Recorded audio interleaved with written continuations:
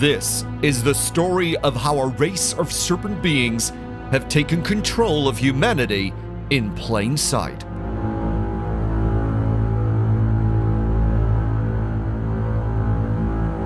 This is a tale that spans thousands of years and has been the root cause of all the major religions on the planet.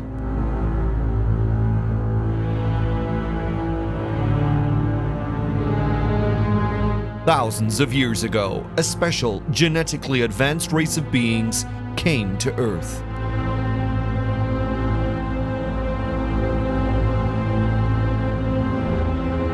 They were seen as gods by primitive man and worshipped.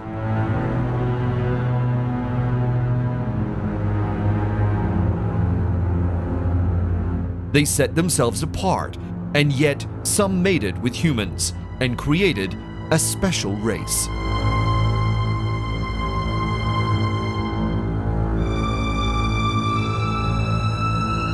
When the elders departed, this hybrid species remained and taught mankind.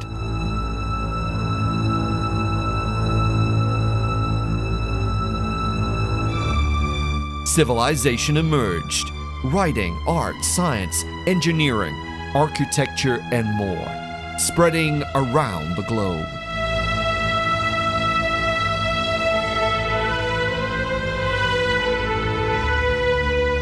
The human race that had been happy for tens of thousands of years to hunt and gather now built massive pyramids, cultivated the land, forged steel, and eventually held tiny computers in their hands that enabled them to communicate around the world instantly and discover knowledge with the swipe of a finger.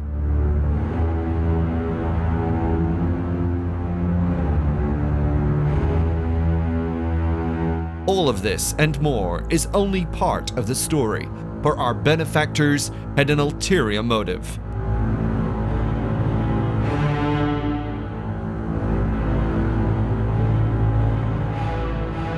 They took control of our minds and hearts.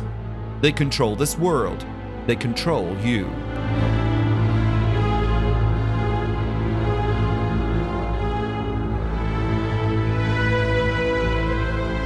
From the moment you are born, you are numbered and moved through a process to feed their machine.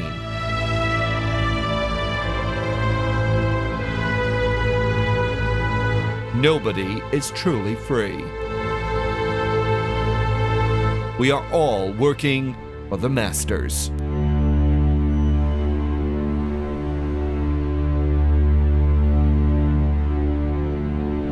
Every now and then they are revealed to the world, and in the 18th century we had a glimpse of their massive power.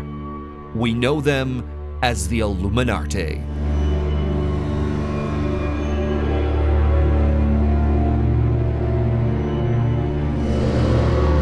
From huge international corporations to hidden governments, from secret societies to medicine, the Illuminati are in control.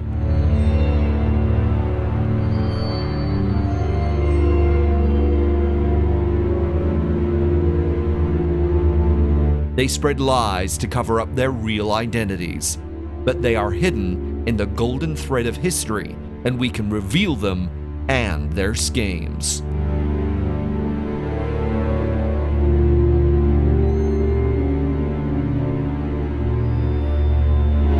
Do you believe you live in a free country?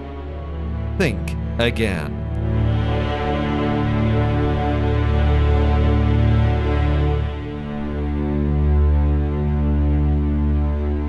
Thousands of years ago, in a place we now call Samaria, the ancient gods came down from the sky.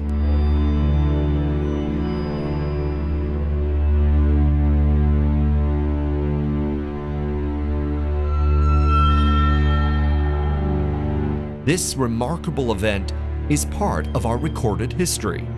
We are told these stories as fables, legends, myths, and yet they are part of written history that also includes trade agreements, laws, and lineages.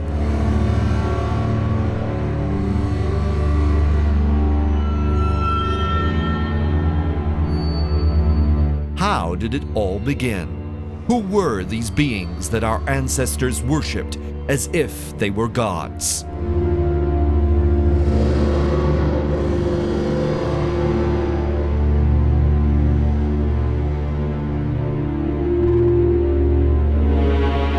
Zechariah Sitchin, in his book The Stairway to Heaven, stated, "The Akkadians called their predecessors Sumerians and spoke of the land of Sumer.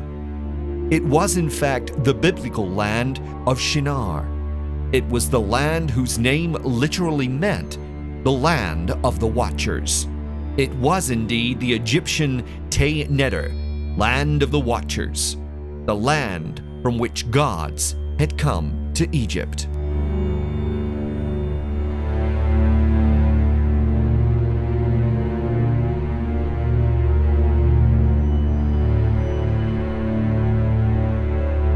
So Sumeria means land of the Watchers, and it is from this land that the Elohim, or Shining Ones, who governed the Watchers, also came.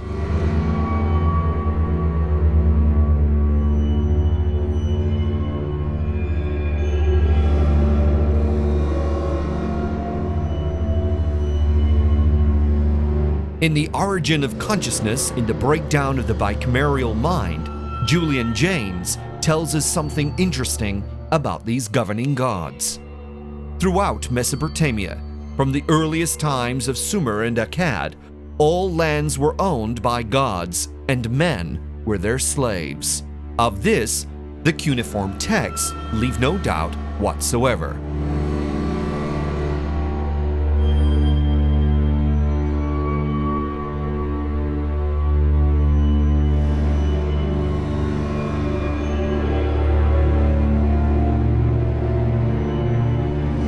Each city-state had its principal god, and the king was described in the very earliest written documents that we have as the tenant farmer of the god. All lands were owned by gods, and men were their slaves.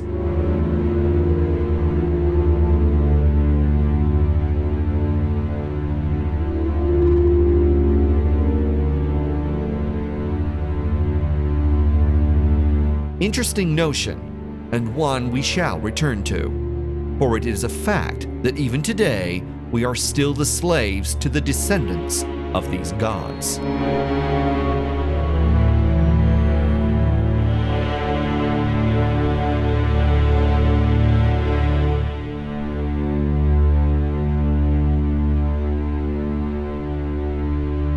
We need to take a look at these Elohim for a moment to find out who these gods were that supposedly enslaved men and were in charge of the Watchers.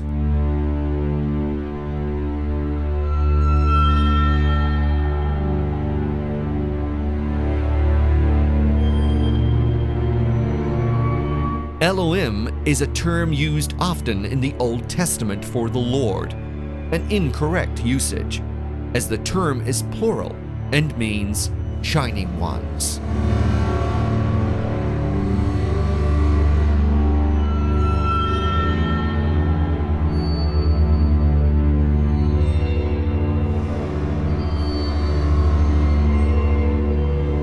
We can see this plurality in the text from Genesis 1:26. "And God said, let us make man in our image, after our likeness."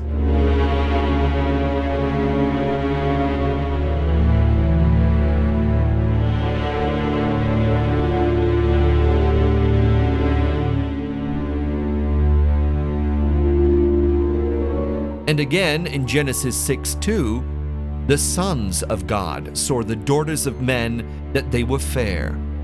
This term, sons of God, is literally sons of gods, and comes from Ben Ha Elohim, sons of the Shining Ones.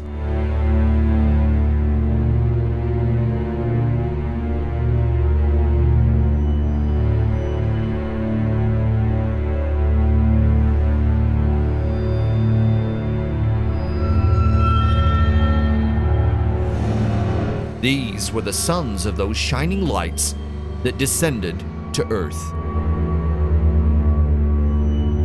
There is in fact strong evidence in our language that these shining ones spread out across the world. The Sumerian word El means simply bright or shining. The Old Irish Elil means shining. Old Cornish El means shining.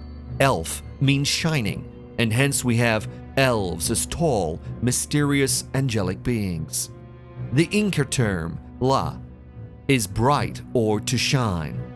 The Babylonian Elu is to shine. This itself reveals the vast spread of these sons of God or shining ones, the lights from the sky, and their influence to this day in all our cultures.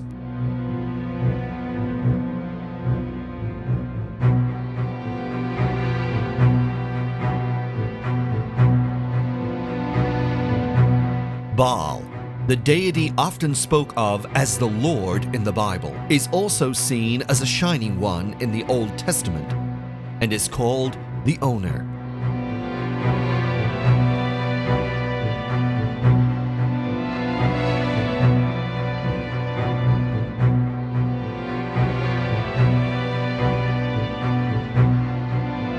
At that time, there were many owners or shining ones. In fact, there was one for each village, as if each gathering of humanity needed watching over and controlling. To the Hebrews, the Elohim were nature divinities from ancient Sumerian times.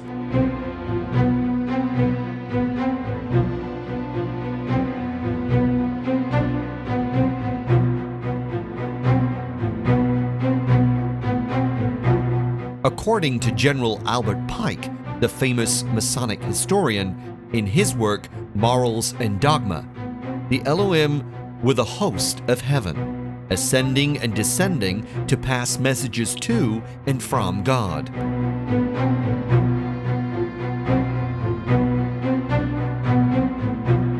This is our history. This is the history of the world.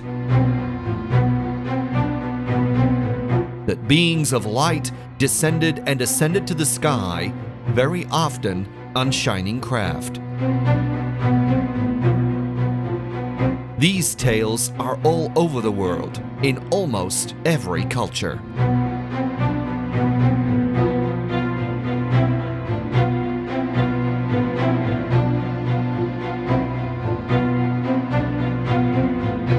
Some of the shining ones were termed watchers and are akin to the angels of the Lord.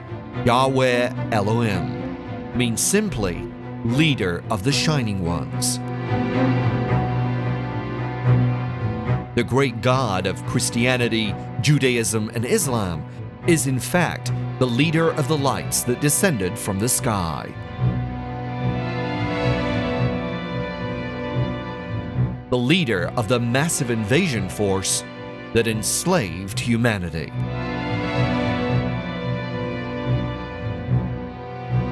So now we have these plural Elohim, or shining ones, as gods, being above even the kings and supplying watchers to watch over man.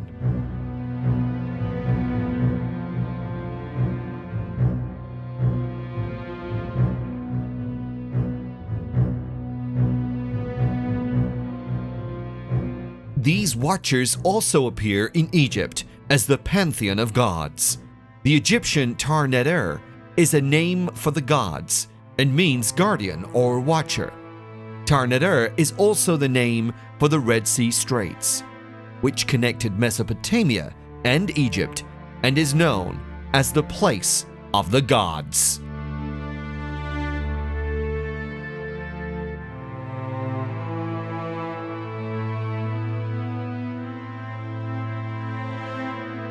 These watchers were also known as Urshu, and were classed as being less divine than the gods. The ancients spoke of a time when there were gods or shining ones who ruled up and down Sumeria and Egypt, and who employed watchers over the ordinary folk.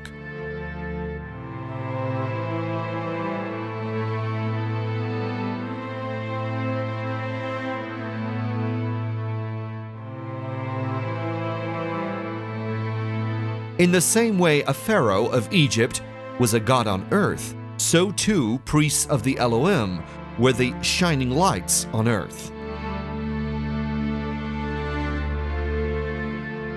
This history is where the popular film and TV series Stargate originates. So, even in ancient Egypt, by the time of the writing of the Book of the Dead, there was confusion.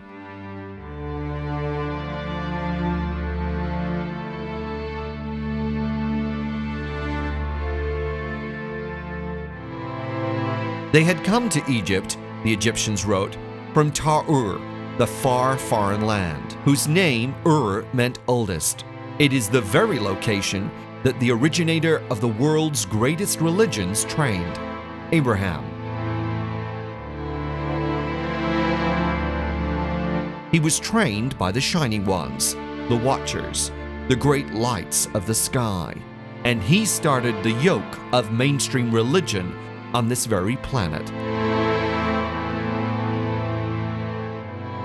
Billions of people across time and across the world are yoked into their religion, created by a man who was trained by beings of light that descended from the sky. For millennia, we mere humans have done their bidding. Indeed, these shining ones were known as serpents and worshipped as such, mainly because of their appearance. Even in Greece, these stories evolved into the concepts of the gods, titans, and humans. Gods mating with humanity who were their slaves. All the gods have links, symbols, and attributes of the serpents.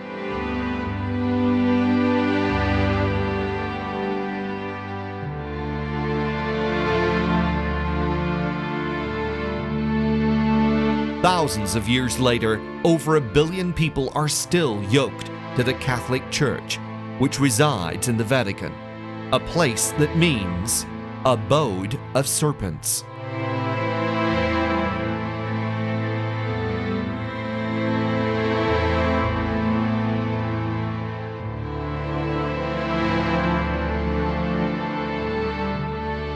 On the other side of the world, it appears these shining ones and watchers also descended. According to the legend of Wotan from Mesoamerica, this Wotan was the serpent who was descended of the race of Can and was called a guardian or watcher, amazingly similar to Canaan.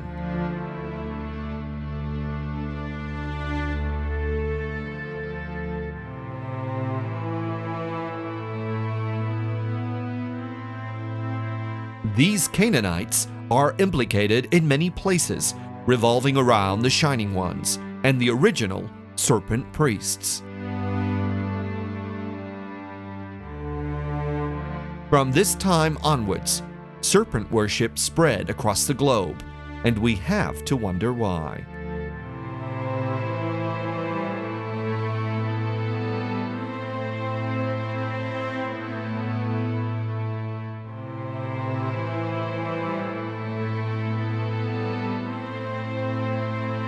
The serpent was known in the language of Canaan variously as Ub, Ab, Ob, Ob, Oph, Up, Eph, Ev.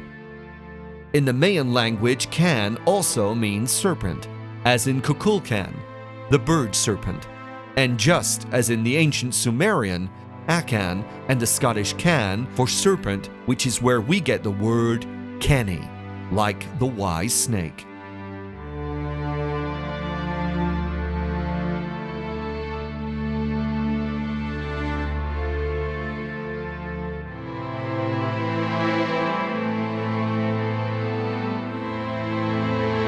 Vulcan, the Roman god of fire, comes from the Babylonian Can for serpent and Vul for fire, showing an etymological link across thousands of miles and oceans and meaning.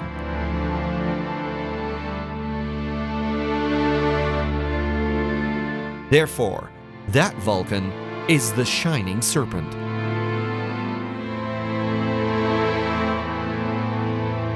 The Hebrews term these watchers as Nun Resh Ayin, meaning those who watch.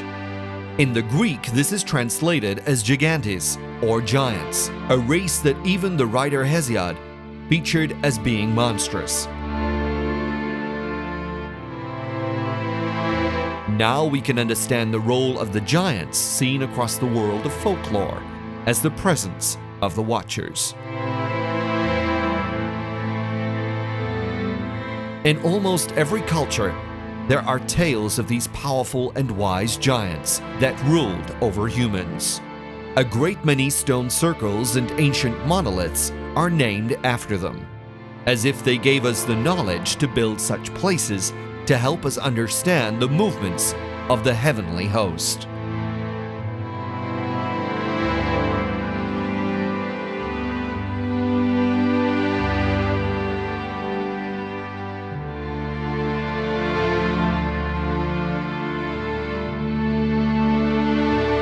The biblical scribe Enoch even gives us the names of these watchers.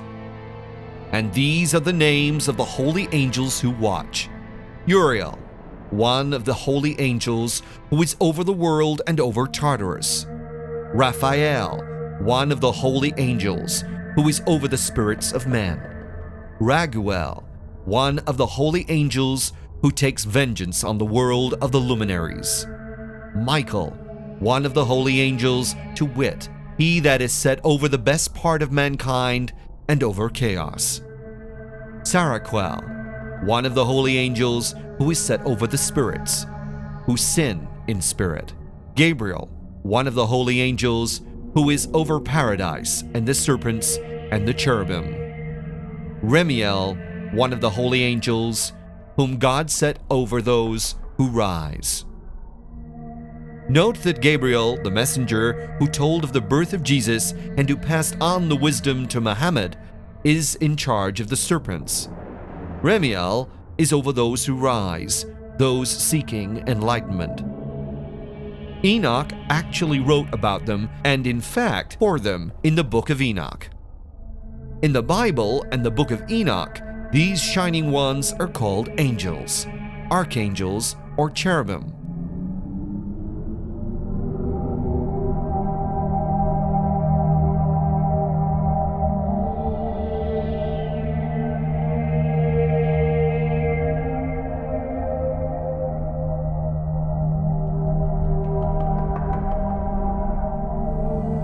In the Bible, we do not find angels with wings. There are no original stories of them being supernatural. They are, in fact, quite ordinary. It is always Gabriel who informs the people of a coming special birth. A doctor, maybe, involved in what many say was the hybridization of the human race with aliens.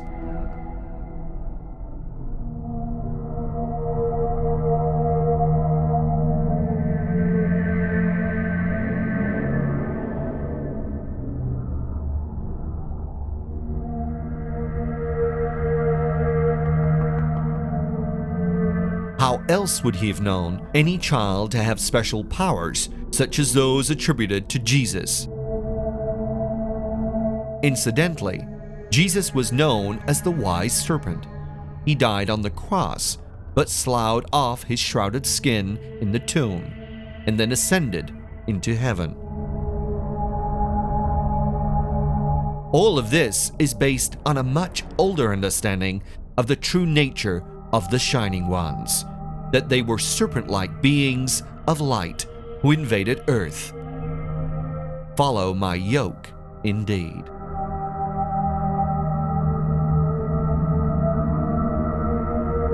Michael is the warrior and protector, accompanied by angels wielding fiery swords. What were these swords? Explained to us in the language of the period, they are surely something far advanced.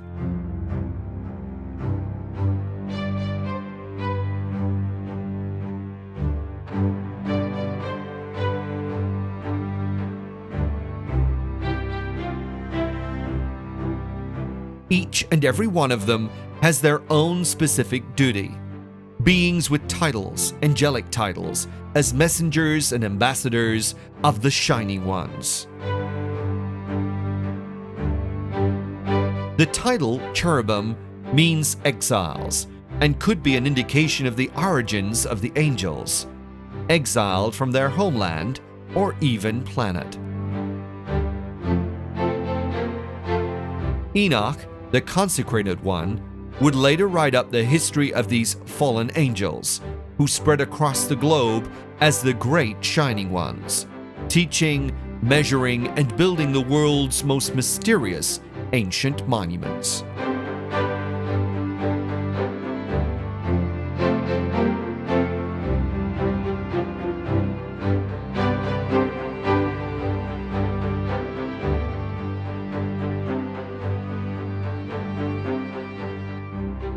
Of course, we must not forget the seraphim of Numbers 21:6 and elsewhere.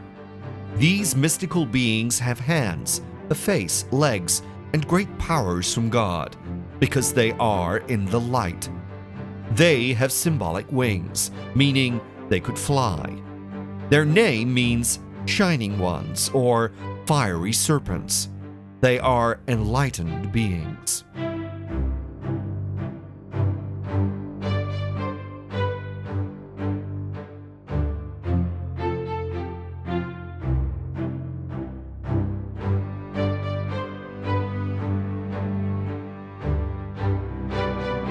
Mystical Jewish literature tells us that the angels can fly, tell the future, shapeshift, speak Hebrew, and are emanations of the divine shining light.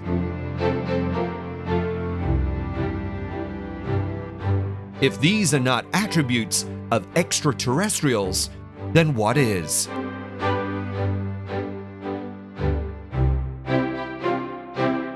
And yet we are told these are myths. These writings rank alongside mundane, ordinary history, lores, philosophy.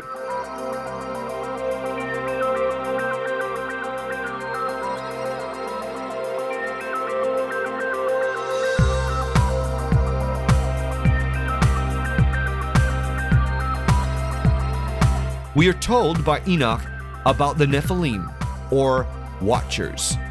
These are the angels who seem to have been the military arm of the Shining Ones, and who are initially employed to guard the Garden of Eden, but then began to mix with the indigenous peoples of the area. From this union, a hybrid race was produced, a race of giants.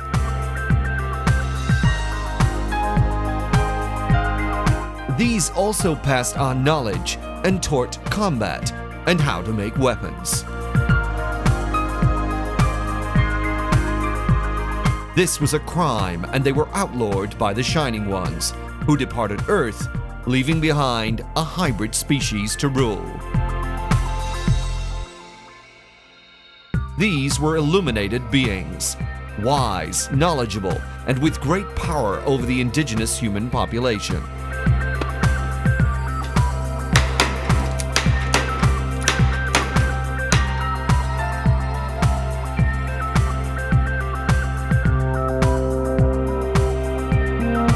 They were the new gods among men. They were worshipped and held in high esteem. Their bloodlines would become the rulers, kings, and queens, pharaohs and high priests, wizards, and magi.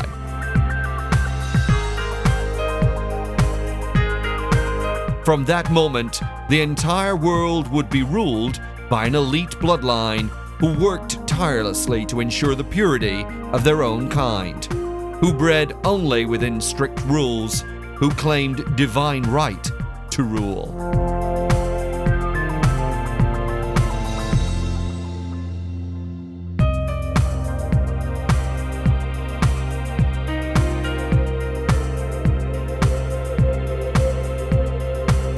Thousands of years later, nothing has changed. Hundreds of royals across the world still hold the vast majority of the wealth and power. The same families run the institutions such as the civil service, They own and monitor the vast majority of the world's media, power companies, arms manufacturers, chemical plants, petrol producers, and more.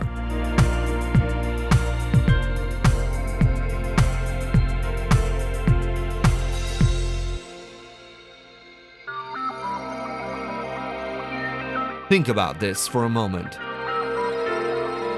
People who claim divine right for some imaginary being in the sky actually rule.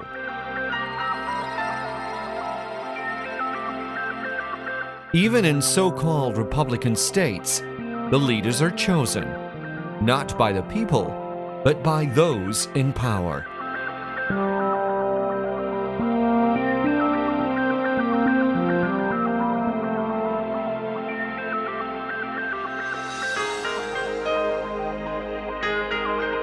Nobody becomes President of the United States unless they have been vetted, approved, and blackmailed. The real power lies behind the scenes with civil servants who can trace their family line of descent back thousands of years to family members who were doing pretty much the same thing.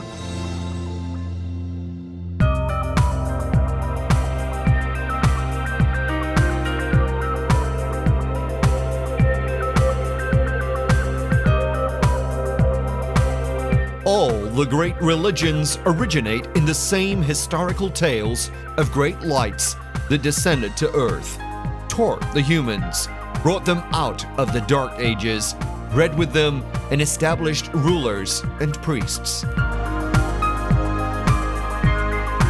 Using propaganda, mind control, and even force, humans were treated like sheep and told to believe and behave.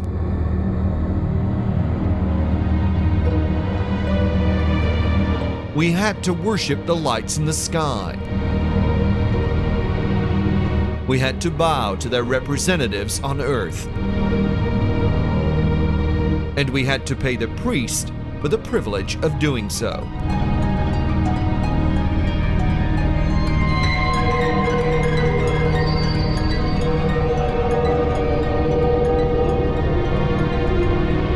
Land was taken from us, and we were told to pay to live upon it.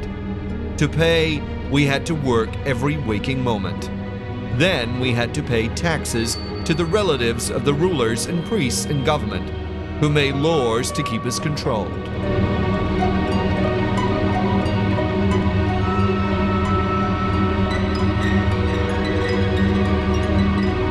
We were thrown into war against our brothers, told to build pyramids and great walls, tested upon and abused every step of the way.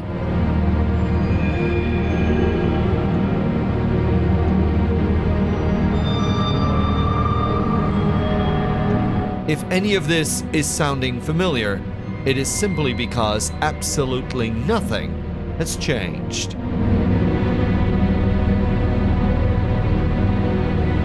From the 17th century onwards, we believed we had found a way of revolting against this oppression. Across Europe and the US, so-called freemen fought against the tyranny.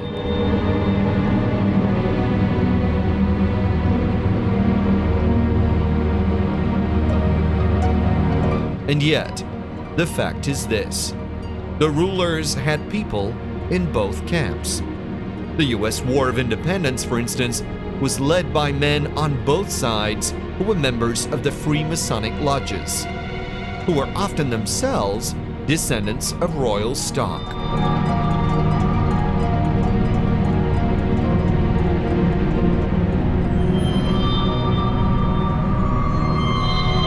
The English Civil War ended up with the English begging for a royal to come back on the throne. It was all stage managed. It has always been stage managed.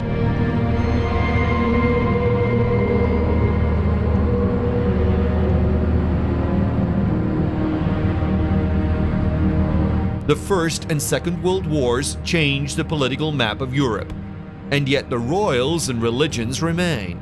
Power cleverly shifts around, but always at the very top, the same families run the world.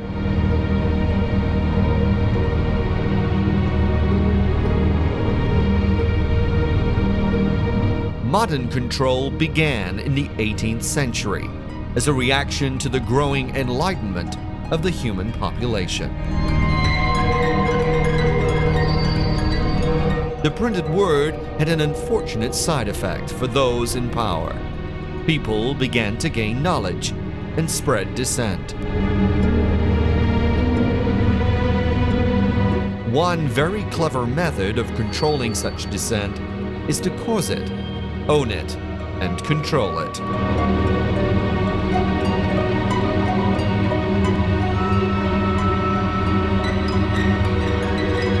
Create your very own group that seemingly goes against the status quo.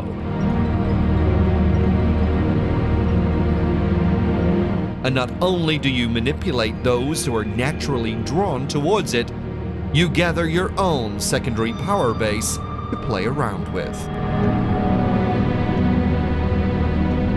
One sure way of winning any game is to own both sides. In the 18th century, the modern era of mind control began with the creation of the Illuminati.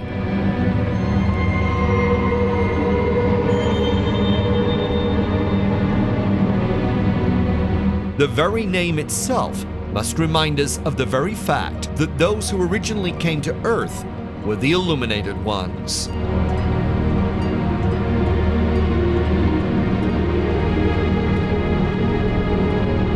In the 18th century, a Freemason wrote the following words: "There are a certain number of people who have arrived at the highest degree of imposture.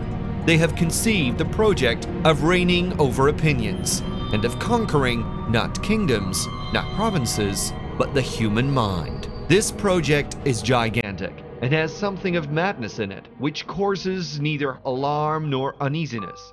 But when we descend to details, then we regard what passes before our eyes of the hidden principles. When we perceive a sudden revolution in favor of ignorance and incapacity, we must look for the cause of it, and if we find that a revealed and known system explains all the phenomena which succeed each other with terrifying rapidity, how can we not believe it?"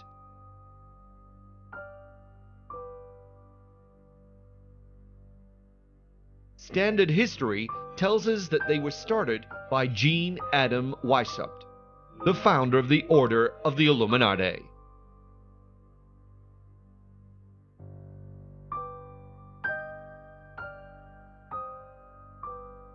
Weishaupt was born in Bavaria on the 6th of February, 1748.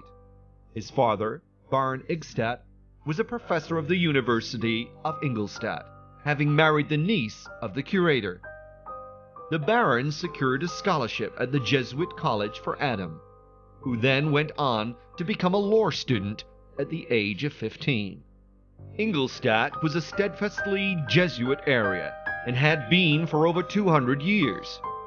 Dissent was not permitted, even though they had been partially suppressed in 1773 by Clement XIV. It had been said of the Jesuits that they were the world's largest and most powerful secret service, due mainly to the fact that they were feared by many in the Catholic Church, and that a universal confession could well be utilized for blackmail.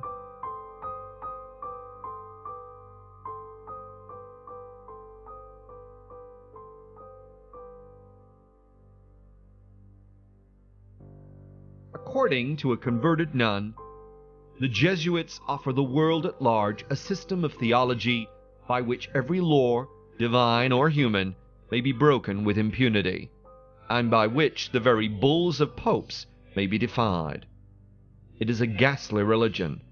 It is a religion to be abhorred by all honest and honorable men.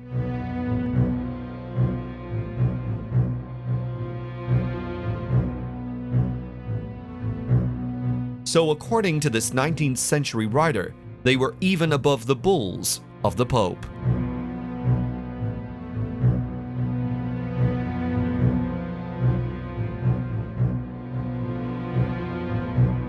Edwin A. Sherman, an American Freemason, also writing in the 19th century, stated, "The Jesuits laugh at us. and during their hilarity, the rattlesnake is coiled at our feet, climbing to strike us in the heart.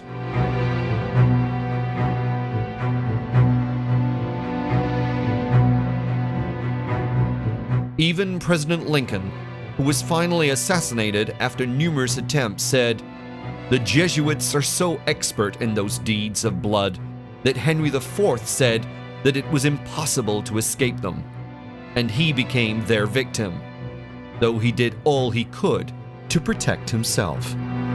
I know that the Jesuits never forget nor forsake."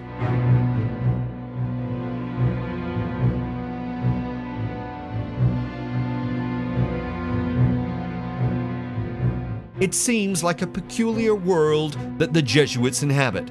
On the one hand, they fraternize with Freemasons, royalty, and presidents, and on the other, taking an oath which puts them at odds with just about everybody who is not Catholic. It is into this world that Weishaupt was brought up.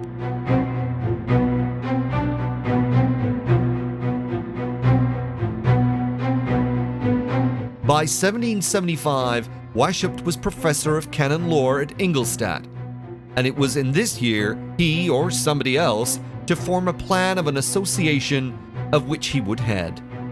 This association would oppose the forces of superstition and lies, or in other words, religion.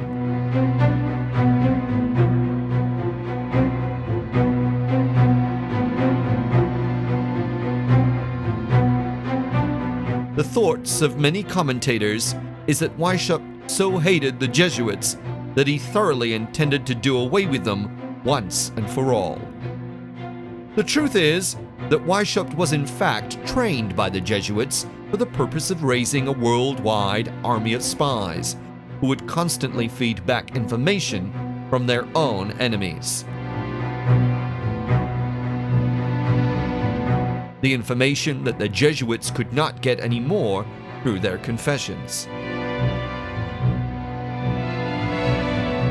In fact, the Illuminati even set up their own confessions in line with that of the Jesuits. All of this surveillance and confession was fed back to the Jesuits from the very people who were supposed to be against them.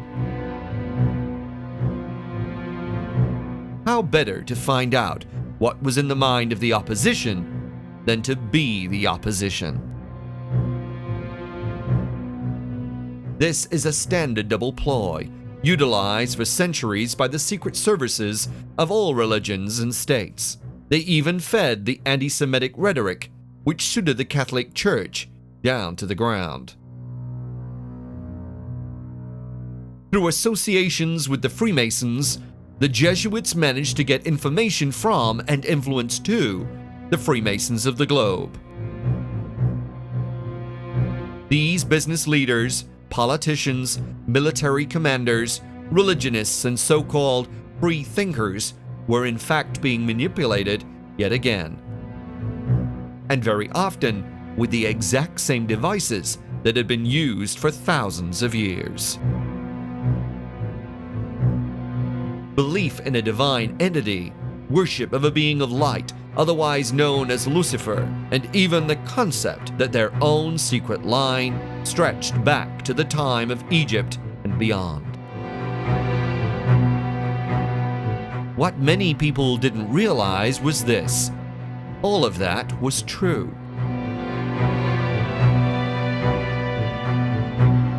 They were being controlled and manipulated by a sacred line that did originate thousands of years ago, and they still are.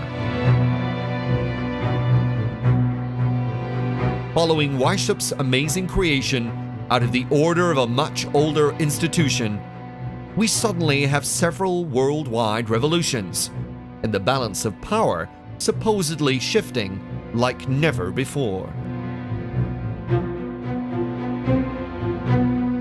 The Illuminati stretch back into the realm of the Shining Ones in Afghanistan. This link is with the Roshinaya, or Illuminated Ones, and reference to them comes from the House of Wisdom in Cairo, a veritable fount of esoteric knowledge predating the Roshaniah by hundreds of years. The earliest leader we know of is Bayezid Ansari, who claimed descent from the helpers of Mohammed. Using merchants and soldiers, Bayezid eventually spread his message across the world by word of mouth, and those Gnostics and mystics who heard the message already understood the secret of illumination. As Archon Darul says in Secret Societies, coincidences of date and beliefs connect these Bavarian Illuminati with the Afghan ones, and also with other cults which called themselves illuminated. The beginning of the 17th century saw the foundations of the illuminated ones of Spain, the Alumbrados, condemned in an edict of the Grand Inquisition in 1623. In 1654, the illuminated Gironets came into public notice in France. Documents still extant show several points of resemblance between the German and Central Asian Illuminists, points which were hard to account for on the grounds of pure coincidence. Weishaupt founded his Illuminati on May Day, 1776, in Bavaria. He called himself Brother Spartacus, as if mimicking the rebellion from within. There was no democratic leadership, no voting, no equality. The Illuminati was led by clever and powerful people. Very quickly, it set about creating an international network of spies and counter-spies.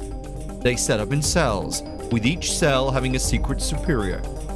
The structure was closed, with lower levels having no idea who was above them.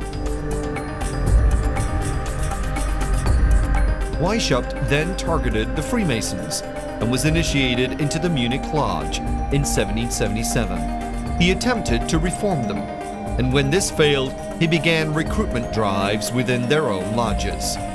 It was a brilliant ploy, using a secret society to build a secret society.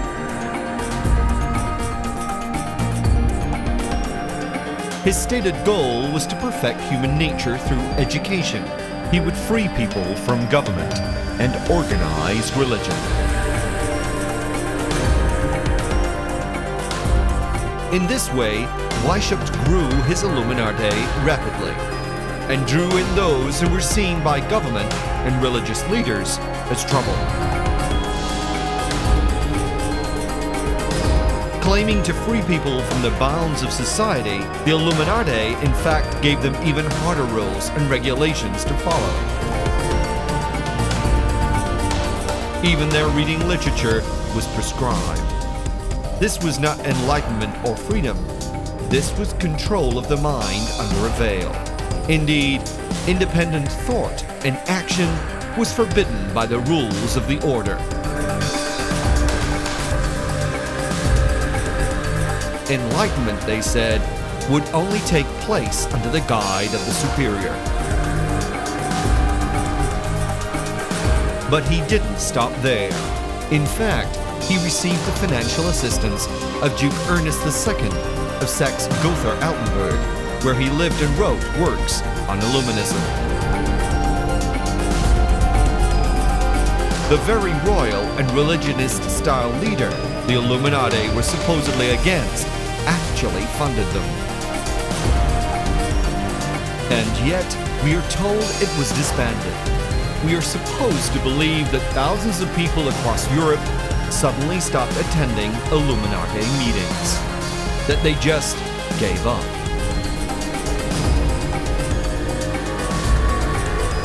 We are told that because the Bavarians had outlawed it, their grand ideas of reducing the dominance of religion and state ended there.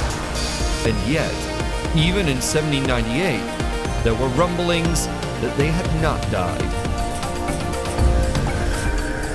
Many even claimed they were behind the French Revolution, which brought down government, royalty, and religion.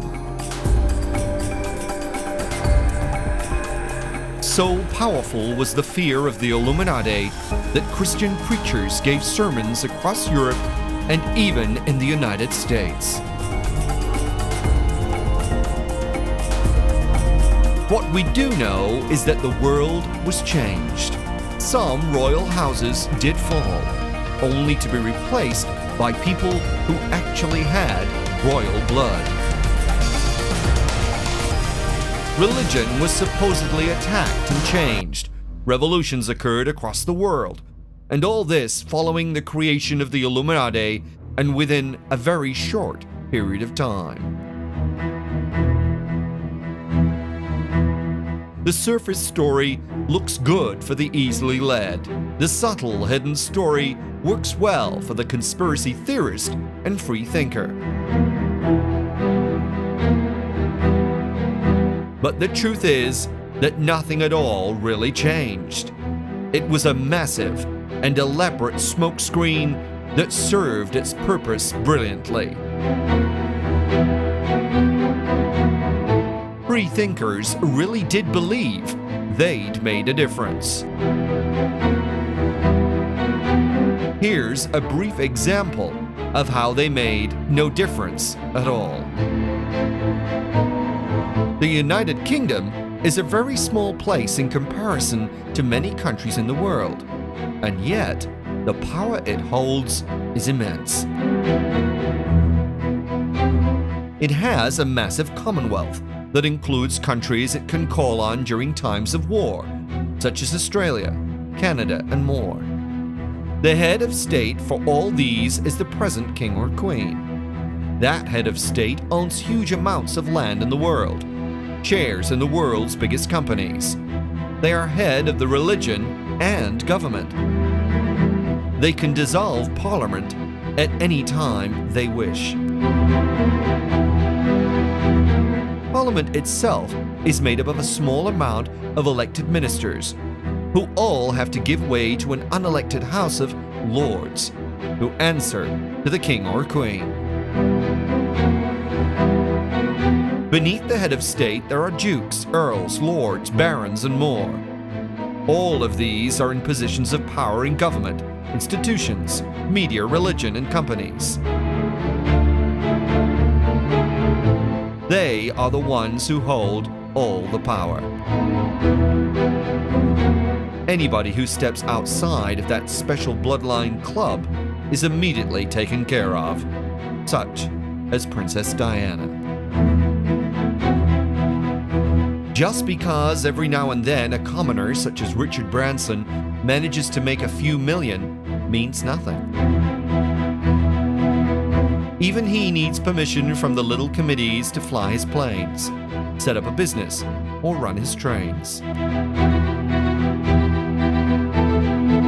If he or his company steps out of line, then permission is not given. Toe the line, virgin or no virgin. And just because you may live in a republic, don't think for one moment you are immune. Take Hollywood, for example. The stars of Hollywood are themselves treated like royalty. Some step out of line and are no longer required for the big films. Why? Because the big film companies are owned by the same old elite. Many stars are themselves descended from royalty. U.S. comedienne Ellen DeGeneres is 15th cousin to Princess Kate Middleton. Angelina Jolie is descended from the kings of France. Brad Pitt is descended from King Henry II of England. Hugh Grant is a descendant of King Henry VII of England. Brooke Shields descended from King Henry IV of France. Uma Thurman descended from King Edward I of England. In fact, the list is extensive, and if we take this further and look at the many executives of film, distribution, and studios, then we find a similar story. In the UK, the story is the same. The world-famous BBC is run by several committees, all of which are populated by the same old boys club that sit in the House of so-called Lords. and were educated by one of those inbred institutions, such as Eden. All of these people own land, buildings, companies. They run all of the institutions, such as the religions, the major charities, the arms companies, chemical giants, media outlets, police, military, and more. They even control access to stately homes, castles, and places of historical importance. On top of all this, the hidden wealth of these people of the bloodline is enormous. Hidden beneath the Vatican is a treasure trove that could solve all of Africa's problems. The British royal family have so much art, jewelry, and antiques that the world's financial problems could be solved. Add up all the other royal families of the world, the barons and earls, the distant relatives and friends, and you have a staggering wealth in hidden gems. Between the royals, religions, and so-called secret societies of the world, we have much more than just wealth. We have power so vast, it is almost unimaginable. And all of these are part of the very same bloodline that thousands of years ago spawned planet Earth from the beings of light that descended to enslave us.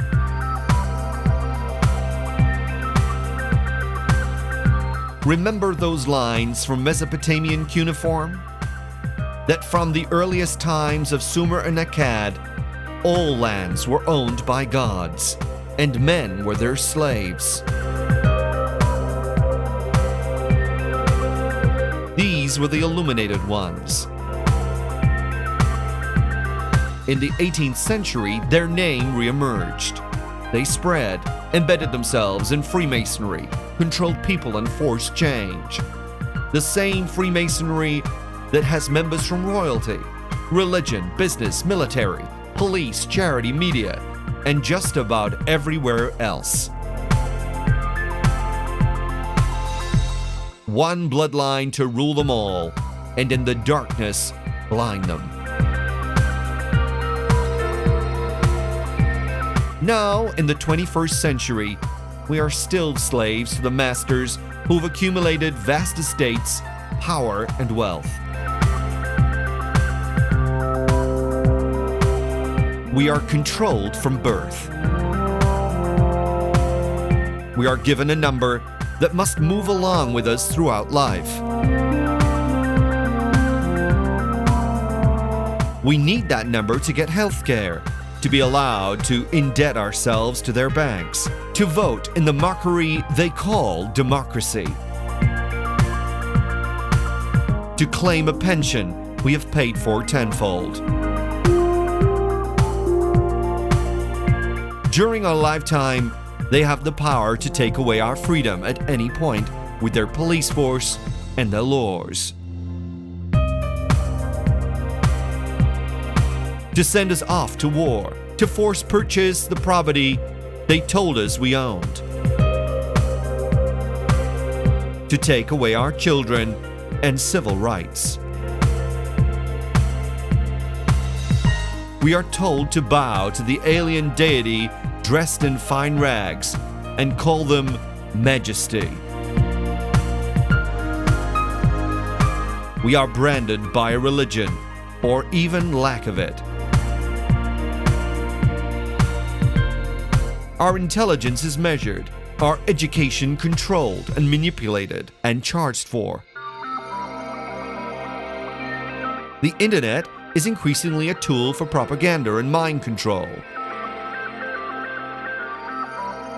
Drugs are mass tested on us as if we're some kind of guinea pig. Our food intake is constantly controlled by the nanny state in the same way our entertainment is. The news is carefully chosen by editors who are told what to choose by the owners, who just happen to be members of the elite bloodline. False stories are created and manipulated to make us lab rats move this way or that. Religions are constantly used against us to make us look outward and not inward at our own leaders. And all the time, real people in the world see and experience real events. Thousands and thousands of people have witnessed UFO activity around the globe. In each case, the governments cover up, create false stories, and hide the truth. What does our strictly controlled media say? They mock according to the instructions they are given. Humankind is not the master race of planet Earth. Humankind is enslaved to the ancient gods that came down to Earth thousands of years ago. They have become so deeply embedded within our society that we no longer see them. The universities that translate ancient texts are owned and run by them, and it is they who create the professors, the experts that we, the idiots, must listen to.